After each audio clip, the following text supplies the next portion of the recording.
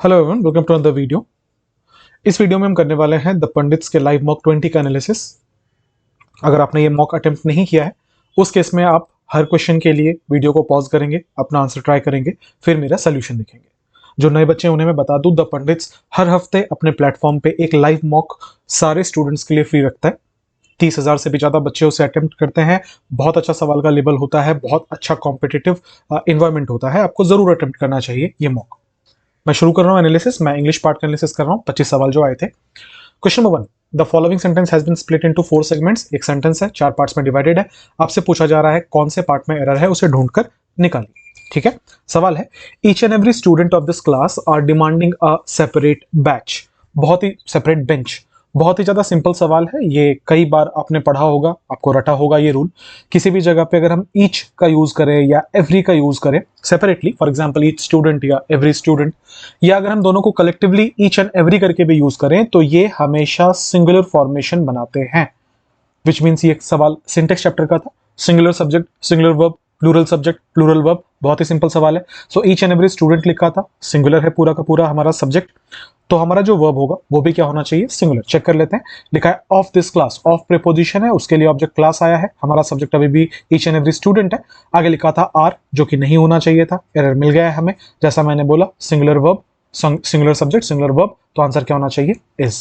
Right. बहुत simple सवाल है, तो मैं टाइम नहीं दूंगा इस पे। क्वेश्चन नंबर 2 पे बढ़ते हैं। A large number of people dash applied for this job. ये जो नंबर ऑफ वाला है ना, ये एसएससी भी बहुत रिपीट करती है। ठीक है।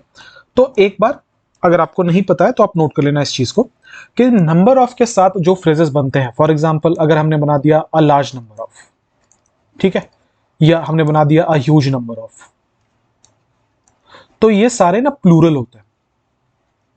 ठीक है। लेकिन अगर हमने इससे बनाया द नंबर ऑफ, तो याद रखना ये अपने साथ हमेशा सिंगुलर वर्ब कैरी करता है। ठीक है। चूंकि ये चीज अलग है, ये द नंबर ऑफ अपने ट्रेंड से हटकर काम करता है, इससे सवाल बहुत पूछे जाते हैं। तो द नंबर ऑफ अगर कहीं रहा तो अपने साथ सिंगुलर वर्ब कैरी करेगा। अदरवाइज जो नंबर ऑफ से बने जो भी फ्रेजेस हैं, लार्ज नंबर ऑफ हो गया, ह्यूज नंबर ऑफ हो गया, ये सारे के सारे हमेशा प्लूरल वर्ब कैरी करेंगे। ठीक है।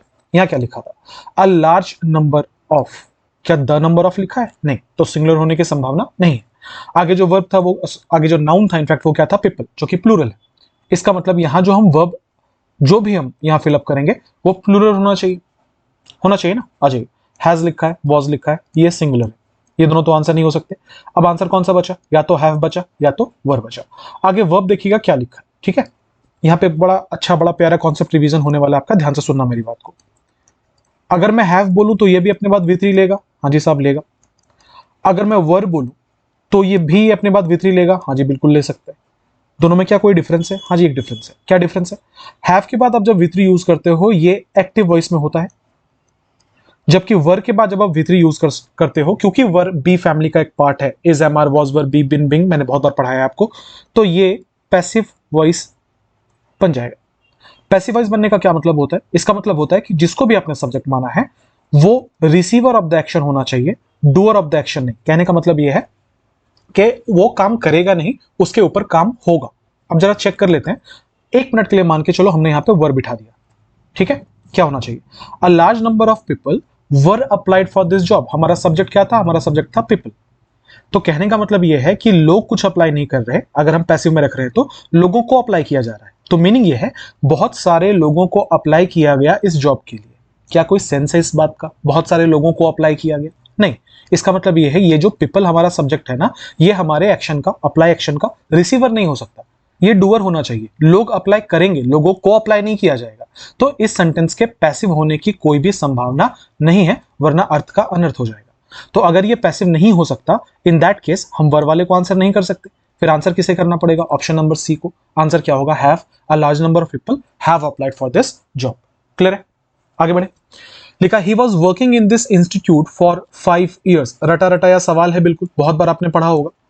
अगर हम किसी सेंटेंस में फॉर या सिंस यूज करके किसी एक टाइम को मेंशन करते हैं, तो इसका मतलब होता है कि ये सेंस ये बनाता है कि कोई काम जो पहले स्टार्ट हुआ है वो कंटिन्यू होते हुए आगे तक पहुंच गया। ठीक है। फॉर एग्जाम्पल अगर मैं ये बोलूं कि मैं 3 घंटे से पढ़ाता आ रहा हूं, तो काम स्टार्ट हुआ था 3 घंटे पहले, लेट्स से काम स्टार्ट हुआ था 5 बजे सुबह और ये कंटिन्यू होते हुए चला आया 8 बजे सुबह तक। तो जहां पे भी ये सेंस बनता हो कि काम पहले स्टार्ट हुआ हो और कंटिन्यू होता होता वो फ्यूचर टाइम तक पहुंच गया हो, ऐसे केस में वहां हमेशा फॉर या सिंस प्लस टाइम लगाया जाता है। सेंस तो बेसिकली यही बनता है। अच्छा, इसके लिए एक पर्टिकुलर टेंस का यूज करते हैं। कौन सा टेंस का यूज करते हैं? परफेक्ट कॉन्टिन्यूअस टेंस का यूज करते हैं। अगर हमें यह समझ में आ रहा है कि जो काम पास्ट में स्टार्ट हुआ वो अभी भी चल रहा है, तो हम वहां प्रेजेंट परफेक्ट कॉन्टिन्यूअस यूज करेंगे। अगर हमें यह समझ में आ रहा है कि काम पास्ट में स्टार्ट हुआ, थोड़ी देर चला और पास्ट में ही खत्म भी हो गया, तो वहां पे पास्ट परफेक्ट कॉन्टिन्यूअस यूज करेंगे। अगर हमें यह समझ में आ रहा है कि काम अभी या पहले स्टार्ट हुआ और चलता हुआ फ्यूचर तक पहुंच जाएगा, तो वैसे केस में फ्यूचर परफेक्ट कॉन्टिन्यूअस का इस्तेमाल करेंगे। कॉमन यह है कि इसमें हमेशा परफेक्ट कॉन्टिन्यूअस का स्ट्रक्चर यूज किया जाता है, राइट? आपसे पूछा गया है क्या यहां पे ही वॉज वर्किंग सही है? अगर ही वॉज वर्किंग करेंगे तब तो ये पास्ट कॉन्टिन्यूअस हो जाएगा। इसका मतलब पास्ट के किसी मोमेंट पर काम चल रहा था। फिर यहां पे ये क्यों कह रहे हैं कि 5 सालों से चलता आ रहा था? 5 सालों से चलता आ रहा था तो यही बता रहा है कि काम पास्ट में स्टार्ट हुआ, चलता हुआ फ्यूचर तक पहुंच गया। इसका मतलब नो इंप्रूवमेंट आंसर नहीं हो सकता। ये तो ग्रामेटिकली इनकरेक्ट है, क्योंकि आपने पढ़ा है कि हर मॉडल अपने बाद कोई ना कोई बेस फॉर्म लेता है। यहां विल एक मॉडल था, इसके बाद बेस फॉर्म होना चाहिए था, तब हैव होना चाहिए था। हैज कैसे आया? गलत है। अच्छा, ही लिखा हुआ है, सिंगुलर है। अगर ये सिंगुलर है तो यहाँ पे हैज होगा कि हैव होगा? ऑब्वियसली हैज होगा। आंसर कौन सा है? Option number A. अब देखो, चाहता तो मैं बहुत सिंपली क्वेश्चन को एक्सप्लेन कर देता ऑप्शंस की मदद से, पर मेरा पर्पस ये नहीं होता क्वेश्चंस पढ़ाते हुए कि जो आंसर है मैं वो बता दूं। फिर तो आप फ्री मॉक है, अटेम्प्ट लो, सारे आंसर्स देख लो, वीडियो देखने की जरूरत नहीं है। पर्पस ये होता है, मैं पढ़ाऊं या कोई भी टीचर पढ़ाए, पर्पस ये होता है कि इससे एसोसिएटेड जितने भी इंपॉर्टेंट बातें हैं वो सब आपको बता दिया जाए। क्योंकि एग्जैक्टली ये सवाल तो एग्जाम में हो सकता है ना पूछा जाए, हो सकता है क्या ज्यादा चांसेस है एग्जैक्टली ये सवाल तो नहीं आएगा, इस रूल पे बेस्ड कोई और सवाल आ सकता है। ऐसे केस में अगर क्वेश्चन में थोड़ा वेरिएशन हुआ तो घबरा ना जाए आप एग्जाम में। इसीलिए हम लोग इतना एक्सप्लेन करते हैं चीजों को और इससे रिलेटेड सारी चीजें बताई जाती है।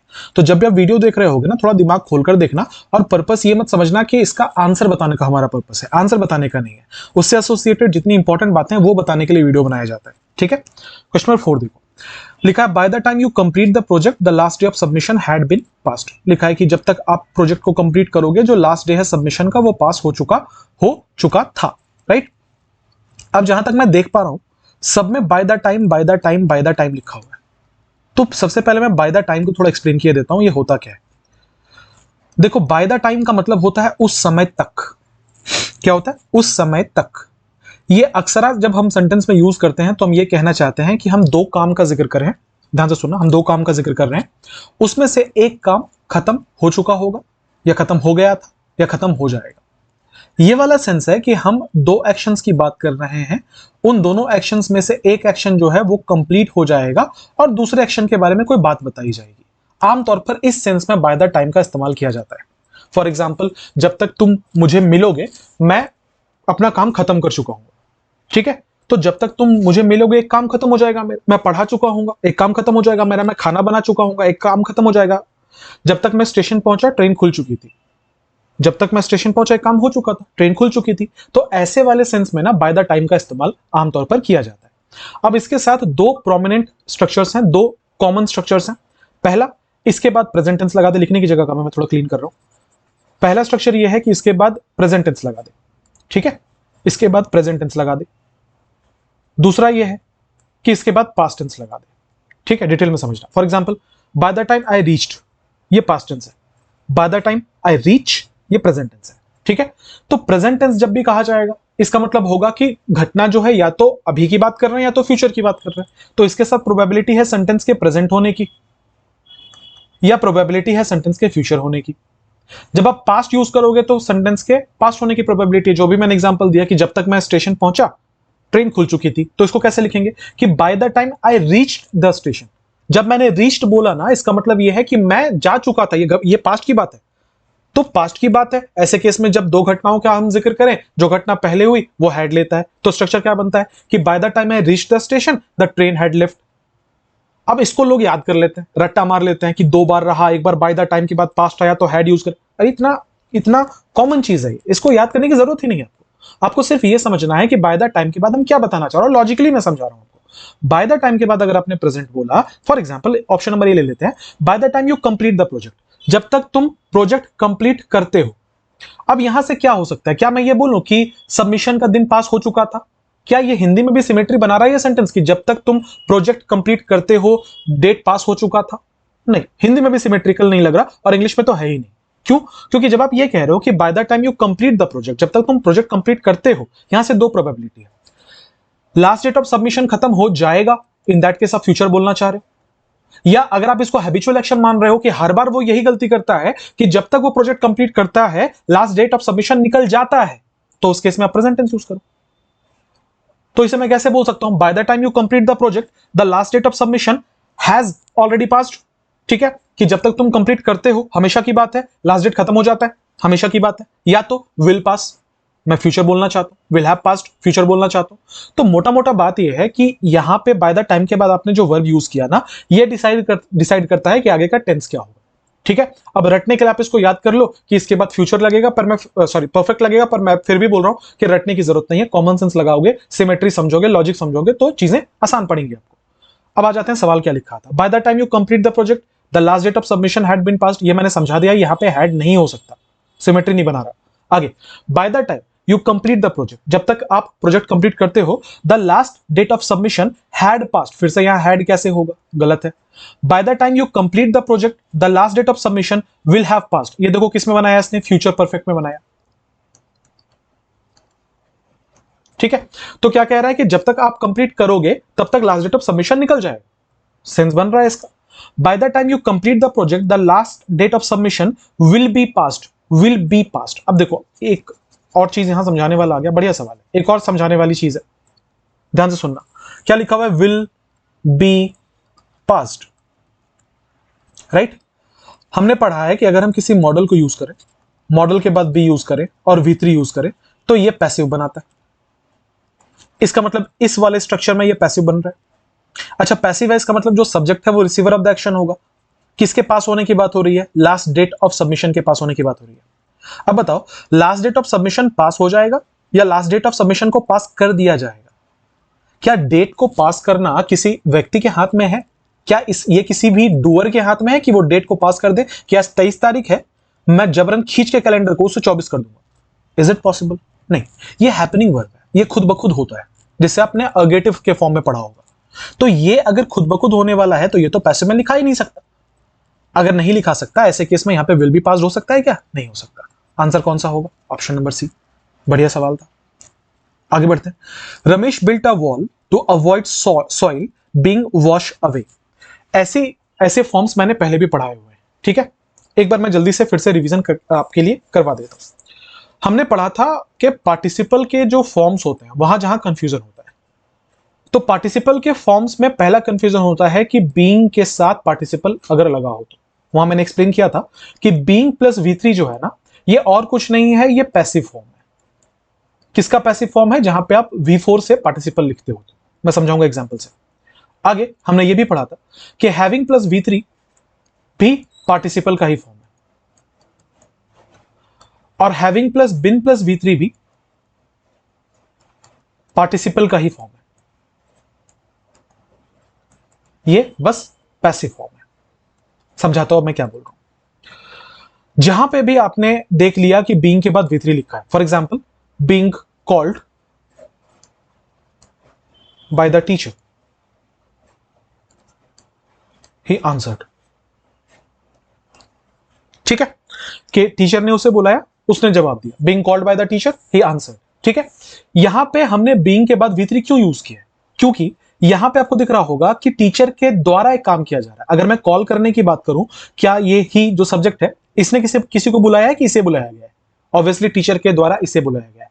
तो बुलाने का काम ये ही सब्जेक्ट पे नहीं हो रहा था, बुलाने का काम ही सब्जेक्ट कर नहीं रहा था, ही सब्जेक्ट के ऊपर हो रहा था। इसका मतलब ये जो बाय द टीचर है ये डूअर है, और ये जो सब्जेक्ट हमारा ही है ये रिसीवर है। अभी हमने क्वेश्चन नंबर 1 या 2 में एक्सप्लेन किया था मैंने कि जब आपका सब्जेक्ट वर्ब का, एक्शन का रिसीवर हो तो पैसिव होता है। इसका मतलब ये वाला सेंटेंस क्या है? पैसिव है। तो आपके लिए यहां सीखने जैसा बात क्या है कि बीइंग के बाद अगर V3 हुआ तो ये पैसिव होता है और कुछ नहीं। अगला, हैविंग के साथ V3। अब बीइंग कहां लगाएंगे, हैविंग कहां लगाएंगे, ये भी मैंने पहले एक्सप्लेन किया, मैं दोबारा एक्सप्लेन किया देता हूं। जब कोई भी दो एक्शन आपको लग रहा हो साइमल्टेनियस फॉर्म में हो रहा है, लगातार हो रहा है, ऐसे केस में वहां पे बीइंग के साथ V3 लगेगा। अगर आपको ऐसा लग रहा है कि एक काम हो गया, उसके खत्म होने के बाद दूसरा काम हुआ, तो वहां पे हैविंग लगता है। फॉर एग्जाम्पल मैं कहता हूं कि having completed his meal he left for his office. मतलब खाना खत्म करने के बाद वो ऑफिस के लिए निकला। अब ये दोनों सेंटेंस में जरा अंतर समझना। ऐसा तो नहीं हुआ कि टीचर ने उसे, अब सोच लो कि आप मेरे क्लास में ऑफलाइन बैठे हो और मैं आपको पढ़ा रहा हूं और मैंने किसी को आवाज लगाई और सामने से उसने 1 घंटे बाद रिस्पॉन्स किया। क्या ऐसा हो सकता है? नहीं ना। टीचर का बुलाना, बच्चे का आंसर करना, वो तो इमीडिएट होगा ना, तुरंत होगा ना। लेकिन इस केस में जहां पे ये कहा जा रहा है कि खाना खत्म करने के बाद, भोजन खत्म करने के बाद वो ऑफिस के लिए निकला, इसमें ये दोनों काम लगातार नहीं हो सकता। ऐसा कभी हुआ है कि आपने मुंह में रोटी डाला और निकल गए घर से दौड़कर कि ऑफिस पहुंचना? नहीं होता ना। नॉर्मली तो ऐसा नहीं होता। नॉर्मली क्या होता है, आप आराम से खाना खाते हो, उसके बाद ऑफिस के लिए निकलते हो। तो उसमें एक काम पहले हुआ, दूसरा काम उसके बाद हुआ। ऐसे केस में आप वहां पे हैविंग प्लस V3 का इस्तेमाल करते हो। ठीक है। अच्छा, इसी को अगर हम पैसिव कर देंगे तो हैविंग प्लस बिन प्लस V3 लग जाएगा, जो मैंने यहां पे एक्सप्लेन किया हुआ है कि पैसिव करोगे तो हैविंग के बाद बिन लगेगा, बिन के बाद V3 लगेगा। तो मोटा मोटा बात यह है कि कभी कभी आपको स्ट्रक्चर में बीइंग के बाद V3 दिख जाएगा, समझ जाना पैसिव है। हैविंग के बाद V3 दिखेगा, समझ जाना पार्टिसिपल है। हैविंग प्लस बिन प्लस V3 दिखेगा तो पार्टिसिपल ही है, पैसिव है। ये सारे होते पार्टिसिपल ही है। ठीक है। अब यहां पे हमारा, अगर मैं क्वेश्चन को सॉल्व करना चाहूं तो मैं आपको क्या सिखाना चाह रहा था कि अगर आप कहीं पे भी पार्टिसिपल के सेंस में बीइंग का इस्तेमाल करोगे तो उसके बाद वर्ब का तीसरा फॉर्म इस्तेमाल होता है। कौन सा फॉर्म? तीसरा। आई लिखा था Ramesh built a wall to avoid soil being wash away. Ramesh ने एक दीवार बनाई। क्यों बनाई? ताकि वो अवॉइड कर सके सॉइल का। सॉइल का क्या अवॉइड कर सके? कि सॉइल धुल ना जाए, ये अवॉइड कर सके। तो यहां तो हमें पार्टिसिपल चाहिए था। अगर पार्टिसिपल चाहिए था तो बीइंग तो लिखा है, बिल्कुल सही है, लेकिन बीइंग के बाद वॉश लिखा है। वर्ब क्या है यहां का? वॉश है। अगर हम यहां पे वर्ब लिख रहे हैं तो बीइंग के बाद तो V3 लगता है। यहां तो वॉश लिखा हुआ है, तो नो इंप्रूवमेंट आंसर नहीं हो सकता। आगे बढ़ेंगे। बिन वॉश्ड अवे नहीं हो सकता, हमें पार्टिसिपल चाहिए प्रेजेंट वाला। बी वॉश्ड अवे पार्टिसिपल नहीं है, प्रेजेंट वाला। बीइंग वॉश्ड अवे ये आंसर होगा। पार्टिसिपल, प्रेजेंट पार्टिसिपल में क्या यूज करेंगे? बीइंग यूज करेंगे। बीइंग के बाद क्या यूज करेंगे? V3 यूज करेंगे। तो क्या हो जाएगा? Being washed away. क्लियर है? क्वेश्चन नंबर 6 पर बढ़ते हैं। People who live in the dash must love hot weather. लिखा है कि जो लोग डेजर्ट में रहते हैं वो, उन्हें गर्म जो मौसम है उससे बहुत प्यार होना चाहिए। तो लिखा है कि people who live in the desert. अच्छा, ये जो डेजर्ट है जिसमें 2 बार एस होता है, ये वाला तो मीठे के लिए यूज किया जाता है। ये पहले भी मैंने आपको बताया है कि डेजर्ट का मतलब होता है मीठा। जैसे गुलाब जामुन डेजर्ट होता है ना, खाने के बाद डेजर्ट ऑर्डर करते हैं, तो वो ये वाला है। यहां तो ऐसा सेंस नहीं था कि जो लोग मिठाई में रहते हैं उन्हें गर्म मौसम से प्यार होना चाहिए, ये तो गलत है। डेजर्ट का मतलब होता है मरुस्थल। अच्छा, एक और डेजर्ट होता है जो वर्ब का फॉर्म होता है, इसका मतलब होता है त्याग देना, टू अबेंडन। उसको भी डेजर्ट कहा जाता है, पर यहां में वर्ब की जरूरत थी और ये डेजर्ट मरुस्थल वाला डेजर्ट है, ये तो बिल्कुल ठीक है। डेजर्ट, डेजरेट ऐसा कोई फॉर्मल वर्ड इंग्लिश में नहीं होता, तो आंसर क्या होगा? Option number B, DESERT, desert, जिसका मतलब होता है मरुस्थल। आगे बढ़ेंगे। None of the workers of this organisation are serious about the new project. कोई भी वर्कर जो है इस ऑर्गेनाइजेशन का, वो नए प्रोजेक्ट को लेकर सीरियस नहीं है। लिखा है नन ऑफ द वर्कर्स। ये आपने पहले भी पढ़ा होगा, either of, neither of, none, ये सारे के सारे हमेशा सिंगुलर सब्जेक्ट काउंट होते हैं, सिंगुलर वर्ब अपने आगे लेते हैं। यहां पे जो नन का मतलब था वो नो वन से था। In case you do not know, no one वाला सेंस था कि कोई भी वर्कर जो ऑर्गेनाइजेशन का, मतलब हम एक को भी इंक्लूड कर रहे हैं कि एक भी वर्कर जो ऑर्गेनाइजेशन का, वो सीरियस नहीं अपने प्रोजेक्ट को लेकर। तो यहां पे सेंस एक का था, नो वन का था, तो लिखा था none of the workers of this organisation are के जगह पे क्या होगा? इज। ये वाला क्वेश्चन भी सिंटेक्स का है। ठीक है, आगे बढ़ सकते हैं हम लोग, अगले सवाल पर आएंगे। लिखा है कि Rashmika is so lazy that she can dash for hours doing nothing. लिखा है रश्मिका इतनी लेजी है कि वो बिना कुछ किए घंटों तक अपने बिस्तर पर डैश कर सकती है। लिखा है Rashmika is so lazy that she can. Now can is a model. हमने पढ़ा है कि कोई भी मॉडल अपने बाद हमेशा बेस फॉर्म लेता है। तो सबसे पहले जो ऑप्शन आराम से एलिमिनेट हो रहे हैं उनको एलिमिनेट कर लेते हैं। लेड V1 नहीं है, लाइड V1 नहीं है। ठीक है, हमें बेस फॉर्म चाहिए। ले और लाई में ऑप्शन में डिफरेंस हमें करना है। ये बात पहले भी मैंने आपको समझाई हुई है कि लाई एक इंट्रांजिटिव वर्ब होता है और ले एक ट्रांजिटिव वर्ब होता है। ट्रांजिटिव वर्ब होने का यह मतलब है कि अगर आपने ले यूज किया है तो आपको इसके बाद एक ऑब्जेक्ट लगाना पड़ेगा। ये ऑब्जेक्ट आमतौर पर कोई नाउन, कोई प्रोनाउन या कोई नाउन क्लॉज या कोई जेरेंड वगैरह होते हैं, जिसका मतलब है यहां पे आपको कोई ऑब्जेक्ट चाहिए था। क्या रख रहे हैं, क्या बिछा रहे हैं, आपको ये बताना पड़ेगा। अगर आप फॉर्मेशन देखो सेंटेंस का, तो लिखा था कि Rashmika is so lazy that she can ले ऑन। अब प्रॉब्लम यह है कि अगर हमने यहां पे ले यूज किया और इसके बाद ऑन प्रीपोजिशन यूज कर दिया तो यहां कोई ऑब्जेक्ट तो आया नहीं। ये बेड, ये ऑन प्रीपोजिशन का ऑब्जेक्ट है, हमें तो यहां पे कोई ऑब्जेक्ट चाहिए था बीच में, वो तो है नहीं, इसका मतलब ले हो नहीं सकता, ग्रामेटिकली इनकरेक्ट है। आंसर कौन सा होगा? Option number D. क्यों? क्योंकि लाई के बाद कोई ऑब्जेक्ट नहीं चाहिए था, तो देखो कोई ऑब्जेक्ट नहीं है, यहां पे डायरेक्टली प्रीपोजिशन ऑन का इस्तेमाल किया गया। तो आंसर क्या होगा? Option number D, lie on bed. ठीक है, लाई और ले पे बहुत सारे सवाल पूछे गए, तो मैंने सोचा अलग से एक थोड़ा सा आपको बता दूं, हालांकि पहले भी बहुत क्लासेस मैंने डिस्कस किया हुआ है। लाई और ले के बीच में क्या डिफरेंस होता है? लाई का मतलब होता है टू रेस्ट या रिक्लाइन। ठीक है, इसका फॉर्म जैसे चलता है वो होता है लाई, ले और लेन। ऑब्जेक्ट की जरूरत होती है नहीं, इसका मतलब ये एक इंट्रांजिटिव वर्ब है, ये एक इंट्रांजिटिव वर्ब है। ले का मतलब होता है बिछाना, रखना, इसका फॉर्म चलता है ले, लेड और लेड। क्या इसमें एक ऑब्जेक्ट की जरूरत है? हाँ जी, ऑब्जेक्ट की जरूरत है, इसका मतलब ये क्या होगा? एक ट्रांजिटिव वर्ब का फॉर्म होगा। ठीक है, कंफ्यूजन ये है कि लाई का V2 ले बनता है और ले का V1 ले बनता है, तो इसी का फायदा उठाकर एसएससी बार बार सवाल पूछती है। आपको ध्यान रखना है, लाई एक इंट्रांजिटिव है, ले एक ट्रांजिटिव है। फॉर्म कैसे चलता है? लाई, ले, लेन, ले, लेड और लेड। आगे बढ़े, question number 9। The ice cream machine at McDonald's ऑफेंस ब्रेक डैश। लिखा है कि जो आइसक्रीम मशीन है मैकडोनल्ड्स की, वो अक्सर ब्रेक डैश कर जाती है। क्या कर जाती है? ब्रेकआउट कर जाती है, ब्रेक ओवर कर जाती है, ब्रेक डाउन कर जाती है, ब्रेक इन कर जाती है। मैंने पहले भी आपको ब्रेक से कई सारे फ्रेजल वर्ब्स पढ़ाए, आपको उसमें मैंने पढ़ाया था कि ब्रेक डाउन का दो मतलब होता है, याद अगर आ रहा हो आपको। ब्रेक डाउन का पहला मतलब होता है इमोशनली जब आप टूट जाते हो, राइट, मैं फूट फूट कर रोने लगा, उसको भी ब्रेक डाउन कहा जाता है। दूसरा, जब मशीन के कंटेक्स्ट में यूज किया जाए तो मशीन के खराब हो जाने को, मशीन के बिगड़ जाने को हम ब्रेकडाउन कहते हैं। ठीक है, यहां पे क्या बोला गया था कि आइसक्रीम की जो मशीन है मैकडोनल्ड्स की, वो अक्सर आप ब्रेक डैश कर जाती है, तो मशीन क्या होगी? मशीन तो बिगड़ेगी, अगर बिगड़ेगी तो उसे ब्रेकडाउन कहा जाता है। तो आंसर क्या होगा? Option number C, breakdown. अब जहां कहीं पे भी नए कोई फ्रेजल वर्ब्स आते हैं, मैं उनको एक्सप्लेन कर देता हूं। तो मैंने एक स्लाइड बनाकर जितने भी ब्रेक से इंपॉर्टेंट वाले फ्रेजल वर्ब्स थे, मैंने उनको कवर किया। ध्यान से सुनना। ब्रेक डाउन, इसका मतलब होता है मशीन के कंटेक्स्ट में काम करना बंद कर देना, या फिर इमोशन की बात करोगे अगर तो कंट्रोल खो देना। तो क्या लिखा है? The car broke down in the middle of the road. Car जो है वो मिडिल ऑफ द रोड में खराब हो गया। या she broke down and cried, वो रोने लगी टूट टूट, फूट कर। ठीक है, ब्रेकआउट का मतलब होता है अचानक से किसी चीज का शुरू हो जाना या कहीं से निकल जाना। लिखा है fire broke out in the market, जो आग है वो मार्केट में फैल गई। ठीक है, three prisoners broke out last night, 3 जो प्रिजनर्स थे, कैदी थे, वो भाग गए। ब्रेक इन का मतलब होता है कहीं पे जबरदस्ती एंटर करना।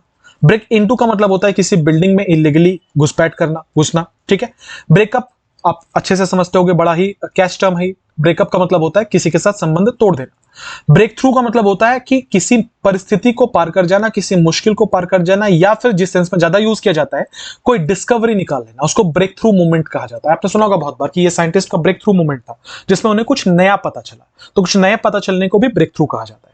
ब्रेक आउट इन अगर आप स्किन के कंटेक्स्ट में यूज करोगे तो उसका मतलब होता है अचानक से चेहरे पर या स्किन में किसी चीज का फैल जाना, उसको ब्रेकआउट इन यूज किया जाता है।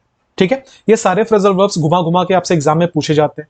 ब्रेक इन बहुत इंपॉर्टेंट है, ब्रेक आउट बहुत इंपॉर्टेंट है, ब्रेक डाउन बहुत इंपॉर्टेंट है, ब्रेक अप बहुत बार यूज किया जाता है, ब्रेक थ्रू बहुत इंपॉर्टेंट है। तो ये घुमा घुमा के आपसे एग्जाम में पूछे जाते हैं। ठीक है, आपको क्या करना है कि आपको ये सारे इंपॉर्टेंट फ्रेजल वर्ब्स जो भी मैं क्वेश्चंस के थ्रू कवर करता हूं, आपको उनका अपना प्रॉपर नोट्स बना लेना है। नोट्स कैसे बनाओगे? इस पीडीएफ को आप डाउनलोड कर लेना। ठीक है, कहां से डाउनलोड करोगे? जो मेरा ऐप है, ऐप का नाम क्यूइंग है, आपको डिस्क्रिप्शन में इसका लिंक मिल जाएगा। आपको क्या करना है, आप क्यूइंग ऐप पे जाकर फ्री पीडीएफ्स का एक सेक्शन है, जिसमें द पंडित्स के नाम से आपको एक सेपरेट एक अलग से टैब मिल जाएगा। वहां पे द पंडित्स वाले में लाइव मॉक 20 के नाम से मैं ये पीडीएफ अपलोड कर दूंगा। इस वीडियो के पब्लिक होने के बाद आप वहां से जाकर डाउनलोड कर लेना। डाउनलोड करके जितनी भी इंपॉर्टेंट बातें जो मैं लिख रहा हूं यहाँ पर, जो मैंने प्रोवाइड करी है इस पीडीएफ में, आप वहां से जाकर उसका नोट्स बना लेना। ठीक है, आगे बढ़ते हैं। आ गया आपके क्लोज टेस्ट। जब भी मैं क्लोज टेस्ट पढ़ाता हूं, मैं सबको ये कहता हूं कि क्लोज टेस्ट को 2 बार पढ़ना चाहिए। पहली बार जब पढ़ो तब कंटेक्स्ट समझने के लिए, टोन समझने के लिए पढ़ो। दूसरी बार जब पढ़ो तो ये देखने के लिए पढ़ो कि कहां पे क्या फिलअप होगा। आइए पहले समझते हैं कंटेक्स्ट। लिखा in the first high level contact dash the 2 countries since the ouster मतलब होता है बाहर निकल जाना, of prime minister Sheikh Hasina and concerns in India over attacks on minorities specially Hindus in Bangladesh, Mohammad Yunus head of dash government in Dhaka called up prime minister Narendra Modi on Friday. लिखा है कि एक बहुत ही हाई लेवल कॉन्टैक्ट, और पहले हाई लेवल कॉन्टैक्ट में 2 कंट्रीज के बीच में, जब से शेख हसीना जो बांग्लादेश की प्राइम मिनिस्टर थी वो देश से बाहर हुई हैं। आउस्टेड एक वर्ड आपको बहुत मिलेगा, आउस्ट का मतलब होता है बाहर निकलना, आउस्टेड इसका पास्ट होता है। तो जब से शेख हसीना को बाहर किया गया है और चिंताएं जो हैं वो माइनॉरिटीज के ऊपर आई हैं, खास करके हिंदूज के ऊपर बांग्लादेश में मोहम्मद यूनिस जो हेड ऑफ डैश हैं गवर्नमेंट ढाका के, उन्होंने प्राइम मिनिस्टर को कॉल अप किया। एक फ्रेजल वर्ब यूज किया गया है, कॉल अप, कॉल करना, ठीक है। उन्होंने कॉल अप किया नरेंद्र मोदी जी को फ्राइडे को। ही अश्योर्ड हिम, उन्होंने निश्चित कराया, ही मतलब यहां पे मोहम्मद यूनिस से है और हिम मतलब यहां मोदी जी की बात हो रही है। तो उन्होंने मोदी जी को ये अश्योर किया, ये निश्चित किया कि जो इंटरिम गवर्नमेंट है, इंटरिम का मतलब क्या होता है, ऐसी सरकार जो कि इलेक्शन से जीतकर नहीं आई है, वो टेम्पररी है। एक्चुअली इंटरिम वर्ड का मतलब ही होता है टेम्पररी। आपने बहुत बार सुना होगा या न्यूज़पेपर में रेगुलर पढ़ोगे, इंटरिम बेल दिया जाता है, इंटरिम कमिटी बनाई जाती है, इंटरिम चेयरमैन बनाया जाता है। इंटरिम मतलब टेम्पररी। अब ये जो मोहम्मद यूनुस वहां के प्राइम मिनिस्टर बने, ये कोई इलेक्शन से तो जीतकर बने नहीं है, ये टेम्पररी है कि वहां के जो प्राइम मिनिस्टर थे उनको देश से बाहर कर दिया गया, तो काम चलाओ एक प्राइम मिनिस्टर को रखा गया, इसलिए उसे इंटरिम कहा जा रहा है। तो ये जो इंटरिम गवर्नमेंट है, इन्होंने ये कहा है, ये श्योर, ये निश्चित कराया है कि वो प्रायोरिटाइज करेंगे प्रोटेक्शन को, सेफ्टी को और सिक्योरिटी को, हिंदू के और सारे माइनॉरिटीज ग्रुप जो है बांग्लादेश में, ये उनकी सेफ्टी का पूरा पूरा ध्यान रखेंगे। ठीक है, आगे बढ़ते हैं। This is significant given that ever since August 5, when Hasina dashed to India and violence swept Bangladesh, Modi has dashed concern twice in public about the situation of Hindus and other minorities there. लिखा है कि ये चीज बहुत ही ज्यादा महत्वपूर्ण है इस मुद्दे को ध्यान में रखते हुए कि 5 अगस्त को जब हसीना, जो शेख हसीना थी, वो इंडिया को डैश कर गई और पूरा का पूरा विद्रोह छा गया, वायलेंस छा गया बांग्लादेश के ऊपर। मोदी जी ने चिंताएं जताई हैं पब्लिकली 2 बार, वहां पे जो हिंदू हैं और जो माइनॉरिटीज हैं उनकी स्थिति को लेकर। ऑन अगस्त 8 पहली बार चिंता जताई गई थी, 8 अगस्त को, while greeting Yunus on taking charge of the interim government, and on Thursday when he addressed the nation from the dash of the Red Fort on Independence Day. Modi ji ने 2 बार चिंता जताई थी जो माइनॉरिटीज हैं बांग्लादेश में उनको लेकर। पहली बार जब वो 5 तारीख को शेख हसीना बाहर हुई थी, 8 तारीख को मोहम्मद यूनुस ने शायद वहां पे शपथ ग्रहण किया होगा इंटरिम गवर्नमेंट का, तो उस वक्त पे पहली बार उन्होंने चिंता जताई थी। और दूसरी बार थर्सडे को जब वो रेड फोर्ट में, जब वो जो लाल किला है उसके ऊपर वो क्या कर रहे थे, भाषण दे रहे थे, उस वक्त पे उन्होंने चिंता जताई थी। अब अगर हम पूरा समझ पाए हैं पैसेज को, तो ये बेसिकली लग रहा है किसी न्यूज़पेपर से उठाया गया है और यहां पे बात हो रही है एक ऐसी घटना की जिसमें जो मोहम्मद यूनुस है, मैं नाम बार बार भूल जा रहा हूं, मोहम्मद यूनुस जो है बांग्लादेश के prime minister, interim prime minister, regular नहीं है, इंटरिम प्राइम मिनिस्टर जो है, उन्होंने मोदी जी से बात की और जो हिंदू या जो माइनॉरिटी के ऊपर जो परेशानियां हो रही हैं बांग्लादेश में, उनके ऊपर चिंता जताई। ठीक है, उसी इवेंट को लेकर ये पूरा पूरा कंटेक्स्ट है। तो पॉलिटिकल कंटेक्स्ट है, टोन जो है वो टोन आप कह सकते हो या तो न्यूट्रल कह सकते हो या तो पॉजिटिव कह सकते हो। ठीक है, ये टोन है इसका। अब एक एक करके हम इसमें फिलअप करने की कोशिश करते हैं, कौन सा ऑप्शन होगा, कौन सा ऑप्शन नहीं होगा, मैं कोशिश करूंगा हर एक में मैं अच्छे से एक्सप्लेन करूं। लिखा in the first high level contact, पहले हाई लेवल कॉन्टेक्ट में डैश द 2 कंट्रीज। अब देखो यहां पे हिंट आपको दे दिया गया जब आपके पैसेज में 2 वर्ड का यूज कर लिया गया। 2 का मतलब क्या, हम कितने कंट्रीज की बात कर रहे हैं, 2 कंट्रीज की बात कर रहे हैं। क्या आपने पढ़ा है ये कि हम जब भी 2 के लिए यूज करें तो प्रीपोजिशन में 2 के लिए बिटवीन का यूज होता है, 2 से ज्यादा के लिए अमंग का यूज होता है, ये आपने पहले भी पढ़ा होगा। यहां क्या लिखा हुआ था, high level contact dash 2 countries, तो अमंग ऑप्शन में है, फ्रॉम है, बिटवीन है, अलोंग है, 2 के बीच की बात हो रही, तो या तो बिटवीन आंसर होता है या तो अमंग, क्योंकि 2 ही कंट्रीज की बात हो रही है तो अमंग आंसर नहीं हो सकता, आंसर क्या होगा, बिटवीन होगा। क्लियर है, आगे बढ़ेंगे। यहां से लिखा है अगला, उन्होंने चिंता जताई मोहम्मद शेख हसीना प्राइम मिनिस्टर थी और concerns in India over attacks on minorities specially Hindus in Bangladesh, Mohammad Yunus head of dash government in Dhaka, interim government, interim government, interim government, basically spelling test के जैसे आपको चेक किया जा रहा है। आंसर कौन सा होगा, ऑप्शन नंबर ए, इंटरिम होना चाहिए। 3-4 बार मैंने एक्सप्लेन किया कि वो इंटरिम है, टेम्पररी है, आंसर क्या होगा, इंटरिम होगा। आगे बढ़ेंगे। दिस इज सिग्निफिकेंट, ये बहुत महत्वपूर्ण है, given that ever since August 5 when Hasina dash to India and violence to Bangladesh. लिखा है कि ये बहुत जरूरी है, खास करके इस बात को ध्यान में रखते हुए कि अगस्त 5 को जब हसीना डैश हो गई इंडिया को, क्या होगा, व्हेन हसीना फ्ली। अब देखो फ्ली तो यहां पे वर्ब जैसा यूज किया जा रहा है और ये V1 में है, V1 हमेशा प्लूरल होता है। जरा चेक करो तो हमारा सब्जेक्ट क्या था, किसके भागने की बात हो रही है, फ्ली मतलब होता है टू एस्केप, भाग निकलना। शेख हसीना की बात हो रही है, शेख हसीना अगर यहाँ का सब्जेक्ट है वो तो सिंगुलर है, अगर ये सिंगुलर है तो जो वर्ब यूज करेंगे वो भी क्या होना चाहिए, सिंगुलर यूज होना चाहिए। यहां पे अगर आप देखोगे फ्ली प्लूरल है, हो सकता है क्या, नहीं। यहां फ्लेड हैव, ये अपनी नई इंग्लिश है, पहले मेन वर्ब बाद में हेल्पिंग वर्ब, नहीं भाई उल्टा होता है, तो ये भी नहीं हो सकता। फ्लेड हो सकता है, वॉज फ्लेड हो सकता है। अच्छा, अगर हम वॉज फ्लेड यूज करें तो ध्यान दीजिएगा, वॉज तो बी का फॉर्म है और फ्लेड V3 है, तो आंसर क्या है? Was flood. इसका मतलब हम क्या यूज करेंगे? Passive voice. अब सोचो, क्या यहाँ पैसिव वॉइस हो सकता है? अगर मैं यहाँ पे वॉज फ्लड लिखूं तो हमारा सब्जेक्ट जो है हसीना, ये काम करेगी नहीं, इसके ऊपर काम होगा। तो क्या हम ये कहना चाहते हैं कि जब हसीना को भगाया गया इंडिया को? नहीं ना, जब हसीना भाग गई वहां से, वो बच के निकली वहां से, बचाया गया इंडिया को, कोई सेंस नहीं है। इसका मतलब यह है कि यहाँ पे वॉज फ्लड नहीं होना चाहिए। आंसर कौन सा होगा? ऑप्शन नंबर सी, फ्लड होगा। पैसिव करने का तो कोई सेंस नहीं था। आगे बढ़े, लिखा है कि when Modi ji has dash concern, Modi ji has dash, तो हैज के बाद V3 होगा। देखना चार ऑप्शन V3 में, डिस्गाइज्ड, रिफ्यूज्ड, एक्सप्रेस्ड, अग्रीड। और उसके बाद क्या लिखा है? Modi has dash concern. Concern मतलब क्या होता है? चिंता। तो चिंता मोदी जी ने माइनॉरिटीज को लेकर, हिंदुओं को लेकर चिंता व्यक्त की, चिंता जताई, हम ये कहना चाह रहे थे। आइए ऑप्शन में, पहला वर्ड है डिस्गाइज। डिस्गाइज का मतलब होता है छिपाना। मोदी जी ने चिंताएं छिपाई 2 बार हिंदुओं की स्थिति को लेकर। क्या ये कंटेक्स्ट था? हमने पहले पैसेज क्यों पढ़ा? ताकि हम पूरा कंटेक्स्ट समझ पाए। हमने देखा कि लाल किले में मोदी जी ने चिंता जताई, जब वो मुबारकबाद दे रहे थे मोहम्मद यूनुस को, तब चिंता जताई। तो यह चिंता जताने की बात हो रही थी, छिपाने की नहीं। ये गलत है। रिफ्यूज मतलब होता है मना करना। उन्होंने चिंताओं को मना किया। सबसे पहले कंसर्न को आप रिफ्यूज नहीं कर सकते, रिफ्यूज किसी ऑफर को किया जाता है, तो ये तो कंटेक्स्ट ही नहीं है। दूसरा, यहां चिंता जताने की बात हो रही, व्यक्त करने की बात हो रही थी। रिफ्यूज तो उसका उल्टा ही मीनिंग देगा। अगला, एक्सप्रेस कंसर्न, ये हो सकता है। अग्रीड के बाद टू लगता है, अग्रीड टू कंसर्न, उन्होंने चिंताओं को, और यहां टू लिखा भी नहीं था, चिंताओं को अग्री किया, नहीं, चिंता जताई। आंसर क्या? Option number C. आगे बढ़ेंगे, Yunus on taking charge of the interim government and on Thursday, Thursday को भी उन्होंने चिंता जताई। When he addressed the nation, जब उन्होंने नेशन को, राष्ट्र को एड्रेस किया, from the dash of the red fort, जब वो रेड फोर्ट, लाल किले के डैश से उन्होंने जो है वो एड्रेस किया नेशन को। लिखा है gate of the red fort. 15 अगस्त को हम सबको पता है लाल किले पे हमारे प्रधानमंत्री भाषण देते, तो क्या वो गेट पे खड़े होकर भाषण देते? नहीं भाई। बेसमेंट पे खड़े होके? नहीं। ग्राउंड पे खड़े होके? नहीं। रैम्पार्ट हो सकता है। रैम्पार्ट क्या होता है? बेसिकली वो पेडेस्टल जो होता है ना, वो स्टेज टाइप का या दीवार टाइप का। तो हम लोग क्या कहते हैं? लाल किले के दीवार से उन्होंने ये कहा, उन्होंने रैम्पार्ट से कहा। तो आंसर क्या होगा? Option number B, rampart. आगे बढ़े, अगला लिखा है कि identify the word that is correctly spelled. वो वर्ड को ढूंढिए। लेफ्टिनेंट को, जिसे हम लेफ्टिनेंट भी कहते हैं, 4 बार लिखा गया। आपसे पूछा गया कौन सा स्पेलिंग यहां पर सही होगा लेफ्टिनेंट का। तो देखो, लेफ्टिनेंट में सबसे पहले जो स्पेलिंग है वो है LIEU। लेफ्टिनेंट में ये याद रखना, LIEU, ये तो उल्टा लिखा है, LIEU, LIEU नहीं है, LIEU, ठीक है। आगे क्या होगा? LIEU, TENANT, TENANT, TENENT, ई नहीं होगा। आंसर कौन सा? Option number b, lieutenant. अगला, appearances can often be deceptive. आपसे पूछा गया डिसेप्टिव वर्ड का सिनोनिम बताइए, ठीक है। देखो, डिसेप्टिव का मतलब होता है ऐसी कोई चीज जो आपको धोखा दे सकती है, राइट। तो क्या कहता है? चेहरे पे मत जाना, चेहरे धोखा देते हैं। तो अपीयरेंसेस कैन बी डिसेप्टिव। तो डिसेप्टिव का मतलब होता है धोखा देना।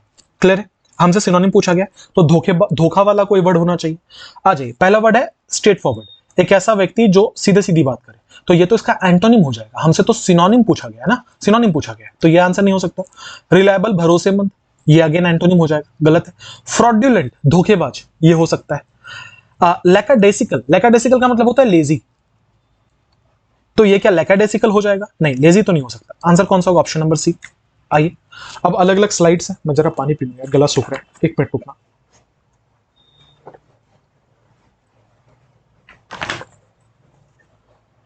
हाँ जी, तो ये जो जितने भी वर्ड्स थे, अलग से उनको स्लाइड बना के मैं हमेशा पढ़ाता हूं, तो आइए एक बार देखते हैं। डिसेप्टिव का मतलब क्या होता है? मिसलीडिंग इन अपीयरेंस और इंप्रेशन, ऐसी कोई चीज जो आपको धोखे में रखे, उसे डिसेप्टिव कहा जाता है। सिनोनिम क्या है? मिसलीडिंग हो सकता है, फ्रॉडुलेंट हो सकता है। उल्टा क्या होगा? ऑनेस्ट या जेन्युइन। स्ट्रेट फॉरवर्ड का मतलब होता है सीधा साधा स्पष्ट व्यक्ति। कैंडिड हो सकता है, ब्लंट हो सकता है, जिसे हम बोलते हैं बहुत ही ज्यादा स्ट्रेट फॉरवर्ड है, ठीक है। ट्रिकी या डिसेप्टिव उसका उल्टा होगा। इसको मैंने हाईलाइट किया क्योंकि ये बहुत बार एग्जाम में पूछा गया है। रिलायबल मतलब होता है भरोसेमंद, ट्रस्टवर्दी, डिपेंडेबल, अनरिलायबल, अनसर्टेन, इसका उल्टा होगा। लैकाडेसिकल का मतलब होता है ढीला ढाला या सुस्त, केयरलेस, इंडिफरेंट। इंडिफरेंट का मतलब होता है जिसे फर्क ही ना पड़े, ठीक है, उसे इंडिफरेंट कहा जाता है। एनर्जेटिक या अटेंटिव, इसका उल्टा होगा। लैकाडेसिकल यही याद कर लो, निमोनिक्स भी बना लेते हैं कुछ। लैक का मतलब होता है कमी, ठीक है। तो एक ऐसा व्यक्ति जिसमें लैक है, कमी है, किस चीज की कमी है? एनर्जी की कमी है, उसे लैकाडेसिकल कहा जाएगा। क्लियर? अगला वर्ड है एक्सपंज। एक्सपंज का मतलब क्या होता है? एक्सपंज का मतलब होता है किसी चीज को बाहर कर देना, है ना, किसी चीज को खत्म कर देना, उसको एक्सपंज कहा जाता है। अब इसके आपसे पूछा गया एंटोनिम बताइए, तो इसका मतलब होता है बाहर करना। क्विल, प्लेसिड, डिप्रेस्ड, इंसर्ट, अंदर करने के लिए कह सकते हैं क्विल तो नहीं होगा, प्लेसिड मतलब शांत नहीं होगा, डिप्रेस नहीं होगा, इंसर्ट कह सकते हैं। आंसर कौन सा होगा? इंसर्ट। पर नए वर्ड्स हैं तो एक बार इनको पढ़ लेते हैं, समझ लेते हैं, याद कर लेते हैं। एक्सपंज का मतलब क्या होता है? किसी चीज को कंप्लीटली इरेज कर देना या किसी चीज को कंप्लीटली मिटा देना। ठीक है, हटा देना, मिटा देना, उसको एक्सपंज कहा जाता है। याद कैसे रहेगा? याद रखो कि आपने एक्स की फोटो को पंजा मार मार के खत्म कर दिया। आपने एक्स की फोटो को, इतनी नफरत हो गई आपको कि आपने पंजा मार मार के उसको मिटा दिया, तो एक्स की फोटो को एक्सपंज कर दिया। एक्स की फोटो को पंजा मार मार के एक्सपंज कर दिया। याद रहेगा? इरेज, डिलीट, ऑब्लिटरेट, बहुत बार ऑब्लिटरेट आता है एग्जाम में। जो मेरे पेड बैच के स्टूडेंट्स, आपको याद होगा मैंने कई दफा आपको ऑब्लिटरेट पढ़ाया है और इसको निमोनिक्स भी बताया था कि ऑब्लिटरेट में लिटरेट है, ऑब को अब से याद रखना। तो अब अगर लिटरेट लोग भी बेवकूफी करने लगे तो हमारा देश तो एक्सपंज हो जाएगा, देश तो बर्बाद हो जाएगा, देश तो मिट जाएगा। तो लिटरेट लोग जब जब बेवकूफी करने लगे ना, जो कर रहे हैं हम लोग, तो हमारा देश ऑब्लिटरेट हो जाएगा। लिटरेट लोग बेवकूफी करेंगे तो देश ऑब्लिटरेट हो जाएगा। याद रहेगा? रिटेन, इंसर्ट, प्रिजर्व इसका उल्टा होगा। क्वेल का मतलब होता है किसी चीज को दबाना या शांत करना। सप्रेस, सबड्यू, बहुत बार एग्जाम में पूछा जाता है। सबड्यू का मतलब होता है किसी चीज को रोक कर रखना, कंट्रोल करना, बंद करना, खत्म कर देना, सबके लिए सबड्यू वर्ड यूज किया जाता है। क्रश, प्रोवोक, इनसाइट, इनसाइट का मतलब होता है भड़काना। इनकरेज, प्लेसिड का मतलब होता है शांत, इंपॉर्टेंट वर्ड है, बहुत बार एग्जाम में पूछा गया। प्लेसिड मतलब होता है शांत। ट्रैंक्विल शांत, सेरेन शांत, कंपोज्ड शांत, एजिटेटेड, डिस्टर्ब्ड, वायलेंट इसका उल्टा होगा। आगे बढ़ेंगे। ईडियम पूछा जा रहा है आपसे, क्या ईडियम है? Couch potato. काउच पोटैटो हम किसको कहते हैं? कोई भी ऐसा व्यक्ति जो सोफे पे पड़े पड़े दिन भर टीवी देखता रहे, कुछ काम ना हो उसे वो सिर्फ और सिर्फ पोटैटो का चिप्स खाता रहे, उसे काउच पोटैटो कहते हैं। लेजी पर्सन आंसर होगा। बहुत ही सिंपल वर्ड है। एक इंपॉर्टेंट इंफॉर्मेशन, एग्जाम नजदीक है, अगर आपने अब कंप्लीट ग्रामर पढ़ लिया है पर आप ढूंढ रहे हो कोई ऐसा बैच जिसमें अच्छा प्रैक्टिस का मटेरियल हो, जो प्री भी कवर करे, मेंस भी कवर करे, या अगर आप 2026 के एग्जाम्स के लिए फोकस कर रहे हो और आपका ग्रामर कंप्लीट हो चुका है, आप कोई प्रैक्टिस का बैच ढूंढ रहे हो, तो आप इस बैच को कंसिडर कर सकते हो। ये बैच है 4500 प्लस ग्रामर पीवाईक्यूज के नाम से। इसमें अगर मैं मोटा मोटा आपको बताऊं तो 1500 के आसपास में मिक्स्ड एरर्स कवर किए जाएंगे, 1500 के आसपास में इंप्रूवमेंट्स कवर किए जाएंगे, 1000 के आसपास में चैप्टर वाइज एरर्स कवर किए जाएंगे, 500 के आसपास में नरेशन और वॉइस कवर किए जाएंगे। ठीक है, ये सारे के सारे जो सारा का सारा जो कंटेंट है वो रिकॉर्डेड फॉर्म में आप तक पहुंचाया जाएगा। ठीक है, 80% से ऊपर सिलेबस ऑलरेडी कंप्लीटेड है, बाकी अपकमिंग मंथ्स में कंप्लीट किया जाएगा। राइट, इस चीज को लेके मैंने एक प्रॉपर वीडियो बनाई हुई है 20 मिनट की। 2x स्पीड पे देखोगे तो केवल 10 मिनट लगेंगे। कौन से डिवाइस पे चलेगा, क्या क्या फैसिलिटीज हैं इसमें, वो सारी बातें इसमें बताई गई हैं। कोर्स का जो प्राइस है वो 699 है, लेकिन अगर आप QENG क्यूइंग 200 ऐप यूज करोगे, सॉरी कोड यूज करोगे, तो ये आपको केवल 499 में आप इसे एक्सेस कर सकते हो। ठीक है, तो कंसिडर करना, इनकेस आपने अभी तक कोई प्रैक्टिस बैच परचेज नहीं किया है तो क्या मिलेगा, क्या चीजें होंगी, इन सारी बातों को लेकर मैंने एक प्रॉपर वीडियो बनाया हुआ है। उस वीडियो को जरूर देखना, उसके बाद ही जाकर कोर्स परचेज करना।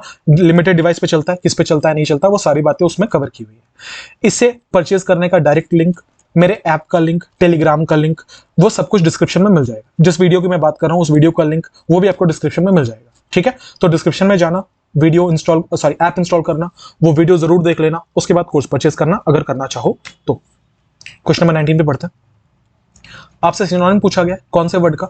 डेट्रीमेंटल वर्ड का सिनोनिम पूछा गया। डेट्रीमेंटल क्या होता है? कोई भी ऐसी चीज जो बहुत हार्मफुल है ना, उसे डेट्रीमेंटल कहते हैं। For example, this is detrimental to our health, which means ये बहुत हार्मफुल है हमारे हेल्थ को लेकर। ठीक है, तो हार्मफुल के लिए हमारा सिनोनिम होगा रिग्रेस, पीछे आना, ये नहीं हो सकता। हार्मफुल मैंने बता दिया। मोनोटोनस, बोरिंग को कहा जाता है, ये भी नहीं हो सकता। डिसग्रेस, शर्म को कहा जाता है, ये भी नहीं हो सकता। आंसर कौन सा? Option number b. अगला, many kids suffer from acne and angst, लिखा है बहुत सारे ऐसे बच्चे हैं जो सफर करते हैं, किस चीज से? एक्ने से सफर करते हैं और एंग्स्ट से सफर करते हैं। एंग्स्ट का मतलब होता है गुस्सा, चिड़चिड़ापन। ठीक है, आपने सुना होगा कि बड़े सारे पेंटर्स हैं जिनकी पेंटिंग ना आपको देखकर ऐसा लगता है कि he was full of angst. Angst का मतलब क्या है? उन्हें बहुत ज्यादा गुस्सा था उस वक्त, बहुत चिड़चिड़ापन था उनके अंदर। तो क्या होगा? एंग्स्ट का मतलब गुस्सा। हमसे एंटोनिम पूछा गया, तो ये देखो नेगेटिव वर्ड है, तो कोई पॉजिटिव वर्ड इसका आंसर होना चाहिए, क्योंकि हमसे एंटोनिम पूछा गया। बोर्डम नेगेटिव है ना, बोरियत। प्रोबिटी, ईमानदारी, पॉजिटिव है। डिलीजेंस, मेहनत, लेकिन क्या गुस्सा का उल्टा ईमानदारी हो सकता है? गुस्सा का उल्टा मेहनत हो सकता है? नहीं। कंपोजर, शांत रहना, ये हो सकता है ना आंसर। राइट, तो आंसर क्या होगा? एंग्स्ट का उल्टा कंपोजर। अब आ जाइए, कुछ अच्छे वर्ड्स थे तो मैंने अलग से स्लाइड बना दिया। एंग्स्ट का मतलब मैंने क्या बोला? गुस्सा, बेचैनी। ठीक है, इसका सिनोनिम क्या होगा? एंजाइटी या फियर। उल्टा क्या होगा? शांत, कामनेस या ईज।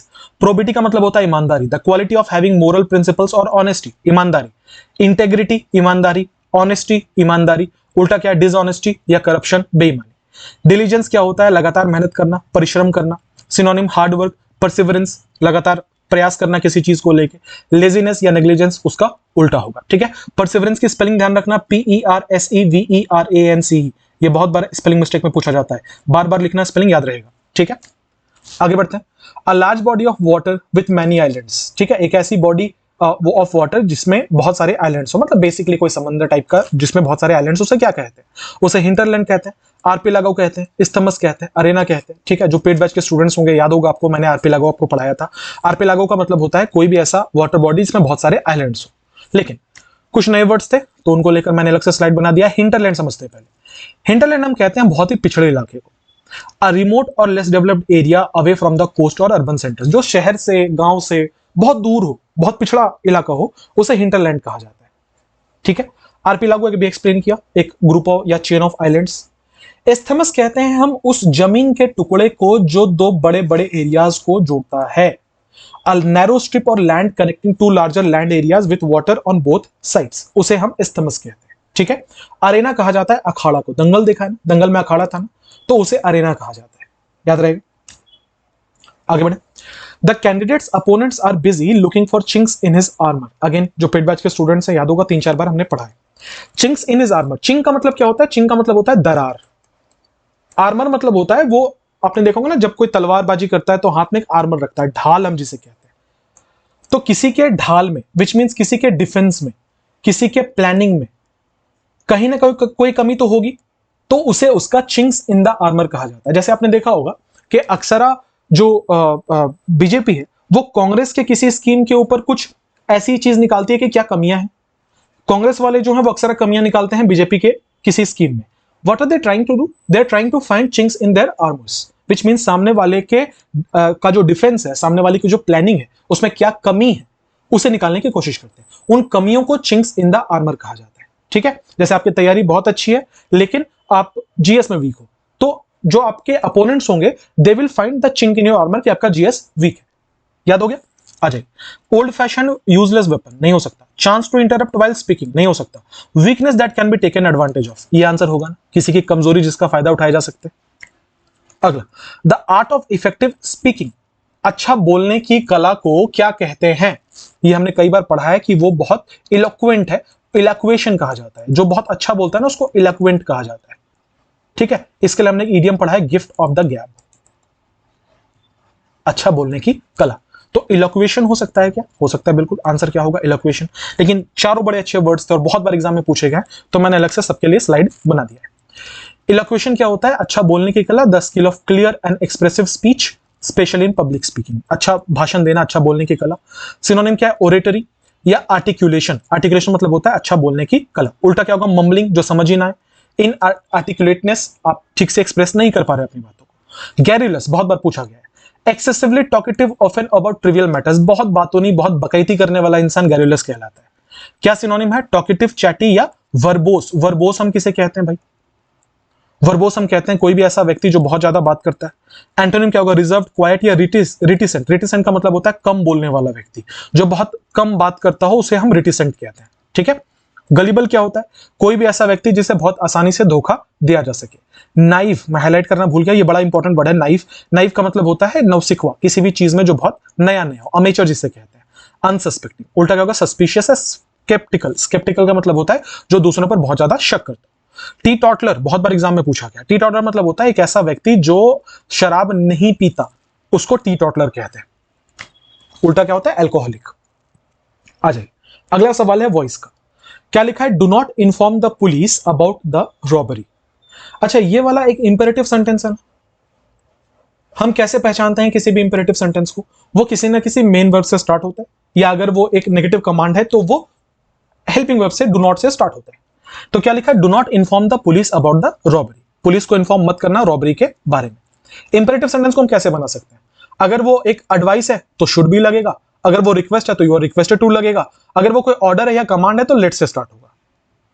ये तो लग रहा है ऑर्डर या कमांड है, कि इन्फॉर्म मत करना पुलिस को रॉबरी के बारे में।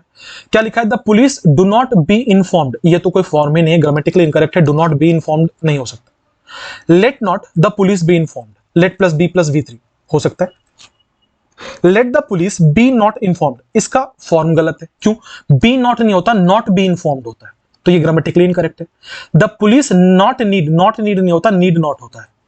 3 ऑप्शन बड़ा ही अटपटा दिया था, तो एक आंसर कौन सा होगा, ऑप्शन नंबर बी। हालांकि ये आपको बहुत ज्यादा नेचुरल नहीं लगेगा स्ट्रक्चर, क्यों, क्योंकि आमतौर पर हम जो पढ़ते हैं उसमें ये लिखा होता है कि late the police not be informed, ठीक है, तो ये नेचुरल नहीं लग रहा, 3 ऑप्शन नहीं है, तो ये हमें आंसर मार्क करना पड़ेगा। आगे बढ़ेंगे। Mohan slipped while trying to board a train, he said, लिखा है मोहन स्लिप्ड, स्लिप्ड वर्ब का दूसरा फॉर्म है। व्हाइल ट्राइंग, ये ट्राइंग ना नॉन फाइनाइट वर्ब है, ध्यान रखना, ये व्हाइल के लिए आता हुआ नॉन फाइनाइट वर्ब है, इसका टेंस मत चेंज कर देना। To board a train, he said, यहां सेड लिखा हुआ है। जब भी मैं नरेशन पढ़ाता हूं अक्सर ये बात आपको बोलता हूं, इन्वर्टेड कॉमा के बाहर वाले वर्ब को देखो, तो आपने सेड को देखा, ये पास्ट है, तो आगे जो भी लिखा हो पास्ट होगा। तो यहां पे क्या लिखा था, स्लिप्ड, V2 है। V2 किस में चेंज होता है, हैड प्लस V3 में, और ये सेड का सेड रहेगा। आ जाइए, यहां सेड का टोल्ड कर दिया, टोल्ड कैसे कर दिया भाई, यहां तो किससे बात हो रही है तो बताया ही नहीं है। दूसरा, यहां स्लिप्ड लिखा है, मैं हैड स्लिप्ड चाहिए था, नहीं हो सकता। सेड लिखा है, सेड लिखा, सेज लिखा है, सेज कैसे हो सकता है, हम टेंस थोड़ा ना चेंज करेंगे। आगे स्लिप्ड हैड स्लिप्ड में चेंज होगा, यहां स्लिप्ड लिखा हुआ है, गलत है, यहां हैड स्लिप्ड लिखा हुआ है। आंसर कौन सा होगा, ऑप्शन नंबर सी। सो इस वीडियो में हमने 25 बहुत ही अच्छे सवाल किए। एग्जाम का क्वेश्चन का लेवल बढ़िया था। अगर आप मुझसे पूछोगे कि कितने मार्क्स आपके आने चाहिए थे आउट ऑफ 50, तो मैं बोलूंगा एनीवेयर अराउंड 38 to 40 आपके आ जाने चाहिए थे। एक आधा वोकैब अच्छा था, ठीक है, क्लोज टेस्ट में एक क्वेश्चन अच्छा था, ठीक है, उसके अलावा ग्रामर में एक क्वेश्चन अच्छा था, तो 38-40 मिनिमम आपके आ जाने चाहिए थे। मैं इसको बोलूंगा इजी लेवल, मॉडरेट भी नहीं है, इजी टू मॉडरेट है, ठीक है। अगर आपको लगा कि ये सेशन आपके लिए यूजफुल रहा, मैं इंफॉर्मेटिव रहा, मैं आपको कुछ सिखा पाया, मैं कुछ नया बता पाया, please consider subscribing the channel, ठीक है। अगर आप पुराने स्टूडेंट हो तो शेयर जरूर कर देना। मैंने आपको बता दिया है, ये PDF आपको मेरे ऐप पे मिल जाएगा, ऐप की लिंक डिस्क्रिप्शन में है, जाके डाउनलोड कर लेना। साथ ही साथ बहुत जरूरी इंफॉर्मेशन, हर हफ्ते द पंडित्स अपने जो उनका ऐप है उस पर एक लाइव मॉक फ्री करती है, जिसे अभी मैं एक्सप्लेन कर रहा हूँ। अगर आप एक ऐसे स्टूडेंट हो, सीरियस स्टूडेंट हो, जिन्हें एक अच्छे लेवल का कंटेंट प्रैक्टिस करना है, अच्छे लेवल का मॉक्स देना है, तो डोंट मिस इट। कोई पैसा नहीं लग रहा, फ्री में है। 30,000 35,000 बच्चे हर हफ्ते अटेम्प्ट करते हैं, तो आपको कंपटीशन का भी अंदाजा वहां से लगेगा। प्लीज कंसिडर कि आप हर हफ्ते ये मॉक जरूर दें। साथ ही साथ में चैनल को सब्सक्राइब कर लेना। मिलते हैं अगले वीडियो में। अपना बहुत बहुत ध्यान रखिए, पढ़ाई करते रहिए। ये जरूर बताना 25 में से आपने कितने करेक्ट किए। Have a nice day everyone, thank you for being with me.